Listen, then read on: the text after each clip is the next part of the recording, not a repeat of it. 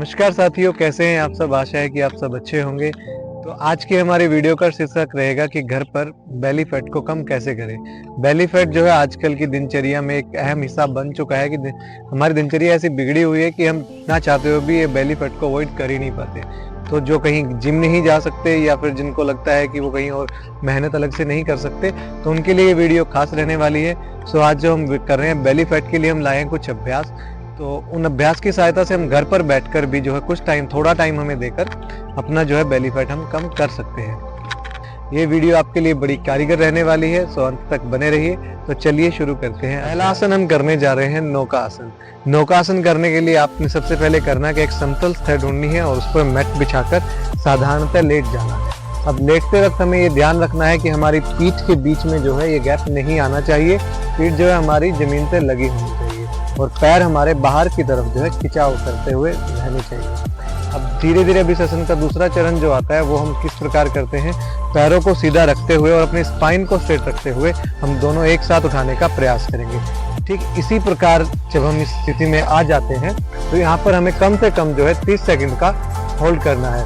जो बिगिनर्स है वो इसको अपने स्ट्रेंथ के हिसाब से 15 या 20 सेकंड का होल्ड कर सकते हैं, लेकिन जिनको एडवांस करना है वो इसको 1 मिनट तक भी ले जा सकते हैं। तो इसके हमारे जो है बेली फैट पर और आपके जो कोर पर वो जो है असर पड़ने वाला है। ध्यान रहे जब आप करते हैं तो सांसों को खींच के और कोर को टाइट रख के इस अभ्यास का प्रयास करना है। आप देखेंगे इससे बहुत से अच्छे आपको रिजल्ट मिलेंगे।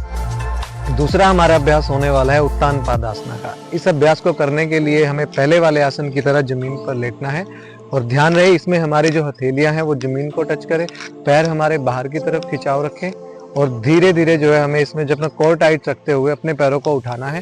और ध्यान रहे जब हम पैर उठा रहे हैं तो अपने घुटनों को ना मोड़ें।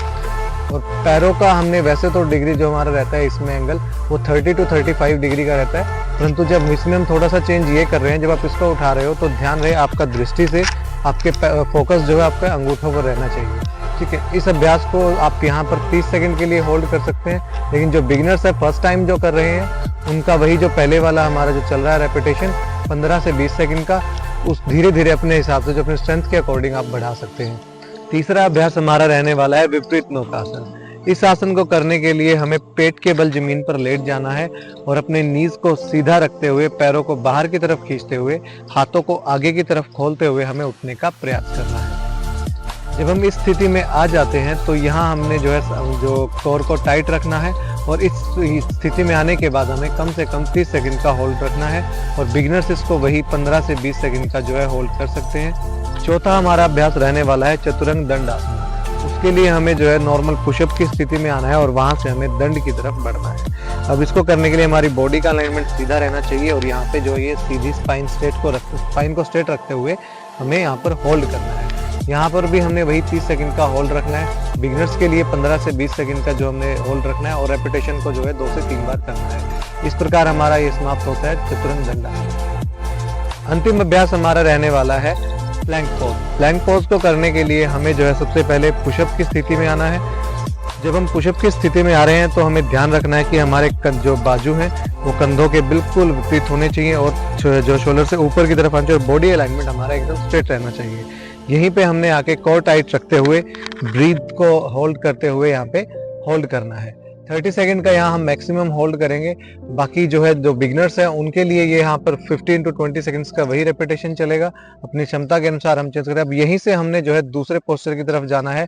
हम यहीं से नी जो अपने एल्बोज को डाउन करते हुए कोर को टाइट रखते हुए हमने होल्ड करना है। दूसरा हमारा दोनों वेरिएशन हमारे यहाँ पर खत्म होते हैं और यहाँ पे जब हम इसको करते हैं ध्यान रहे कि बॉडी अलाइनमेंट हमारा जो है स्ट्रेट रहना चाहिए और जो कंधे जो है हमारे बाहर की तरफ रहने चाहिए।